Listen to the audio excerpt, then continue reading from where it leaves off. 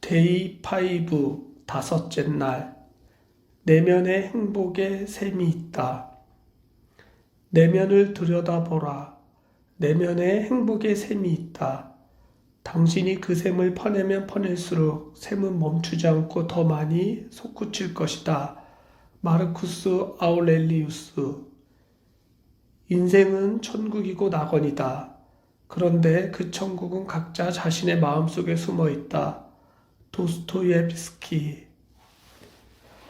내면은 신이 머무르는 공간으로 우리가 신과 만나는 장소다.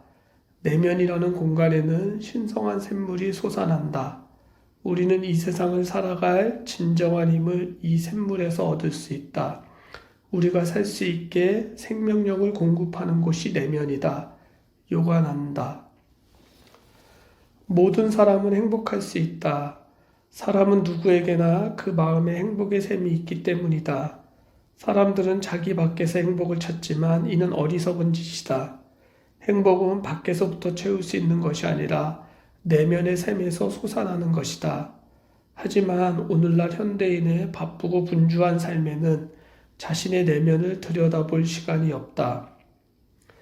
자본주의 사회에서 사람들은 물질이나 외적인 부를 축적하고 유지하느라 시간과 노력을 다 써버리기 때문에 자비, 인내, 너그러움, 평정 같은 내적인 부를 키울 기회를 전혀 갖지 못하고 있다.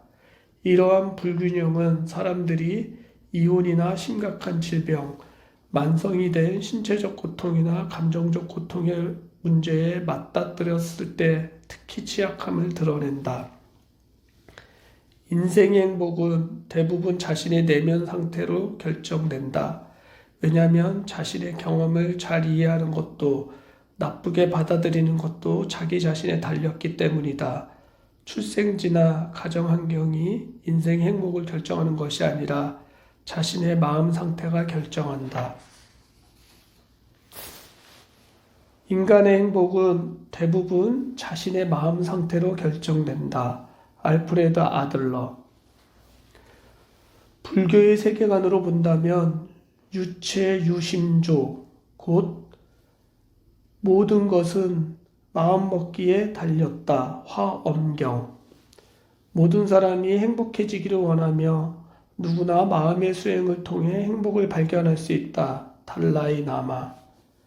인간은 마음먹기에 따라 스스로를 재창조할 수 있는 놀라운 존재다. 사르트르. 세상 만사 모든 것은 오직 마음이 지어내는 일이다. 한 평짜리 삶에서 100평짜리 행복을 만들 수 있는 것은 마음먹기에 달려있다. 인생의 희비애락 모두 생각의 산물이다. 행복은 스스로 만들고 찾는 것이다. 단테의 신곡과 함께 불후의 기독교 서사시로 평가받는 신라권의 저자 존 밀턴은 심지어 천국과 지옥도 마음이 만든다고 하였다. 마음이 밝으면 보이는 세상 또한 밝고 마음이 새로우면 보이는 세상 또한 새로워지는 법이다. 모든 존재들은 저마다 마음 안에 진귀한 보물을 품고 있다. 인생을 살다 보면 거친 바람과 풍랑을 만나기 마련이다. 아무리 거친 폭풍을 만나더라도 마음의 돛을 행복 쪽으로 바꾸는 일, 그것은 순전히 내 몫이다. 알고 보면 세상이 문제가 아니라 내 마음이 문제다.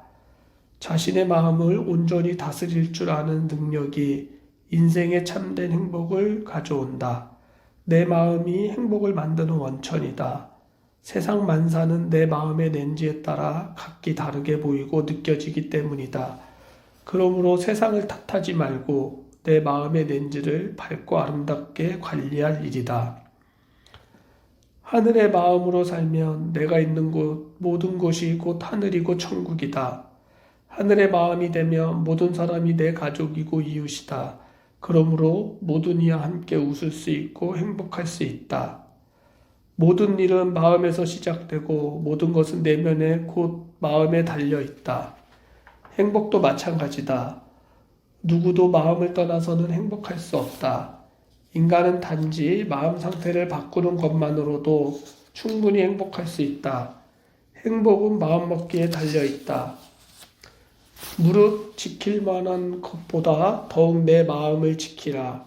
생명의 근원이 이에서 남이니라. 내면이 고요할수록 행복해진다. 침묵하라. 고요하면 행복하다. 안젤름 그린. 행복해지기 위한 수행은 매우 쉽다. 멈추고 호흡하고 마음을 고요하게 하는 것이다. 틴 나탄. 어떻게 행복해지는가? 삶의 속도를 줄이고 그저 고요하고 평온하게 행복하기만 하면 된다. 침묵에 잠긴 고요 속에서 선한 본능이 깨어나고 행복해진다. 고요와 침묵 속에서 내면의 소리에 귀 기울일 줄 알아야 한다. 고요와 침묵이 깊어질수록 마음은 투명해지고 자유로운 상태로 변한다.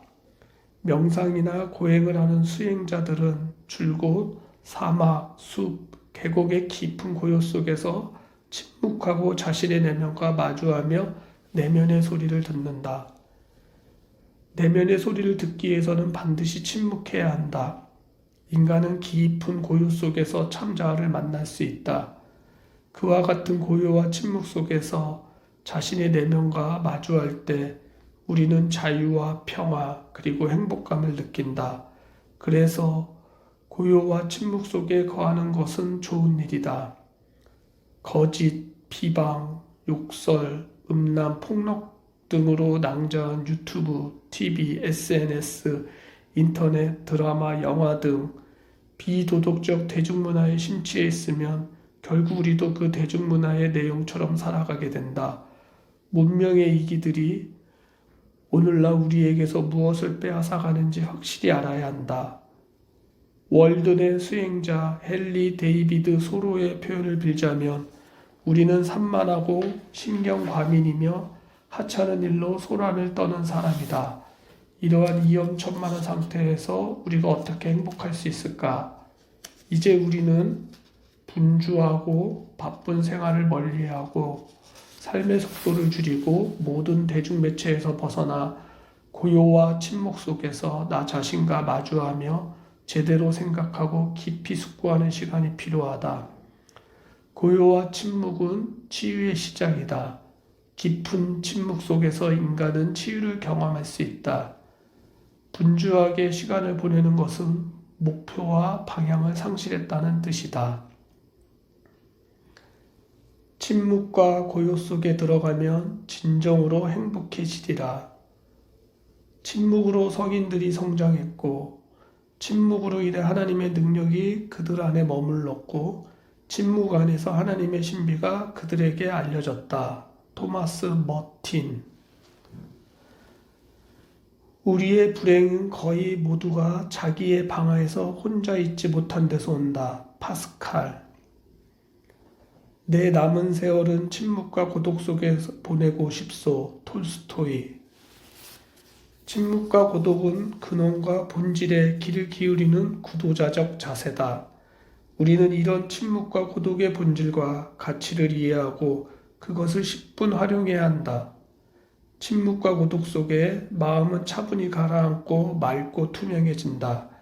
그리고 침묵과 고독은 깊은 행복감을 동반한다. 인류 역사상 사람답게 살아간 사람들 모두가 한결같이 침묵과 고독을 사랑한 사람들이었다. 그렇게 할 때 시끄러운 세상에서 나 자신을 지키며 사람답게 살 수 있는 것이다. 장 자크 루소는 그의 만년의 저자 고독한 산책자의 몽상에서 그의 번잡했던 일생을 회고하며 좀 더 일찍 고독과 친밀히 지내지 못한 것을 후회했다. 내 고독에 충실할수록 내 내면에 더 풍성한 열매가 맺히고 더 행복해질 수 있다는 것을 믿어야 한다. 지금 홀로 있어서 외롭고 슬픈 생각이 든다면, 그래서 어떻게든 밖으로 나가 온갖 소음 속에 자신을 던지고 있다면 당신은 자신에게 찾아온 황금 같은 시간을 쓰레기통에 처박는 것과 같다. 장 자크 루소. 고독을 내 인생의 강력한 무기로 만들자. 강한 사람이란 가장 훌륭하게 고독을 견뎌낸 사람이다.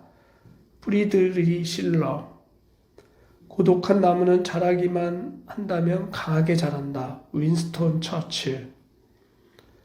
고독해지는 능력은 자기 발견과 자아 실현을 가져온다. 즉, 자신의 내면 가장 깊은 곳에 있는 욕구, 감정, 충동을 자각할 수 있다.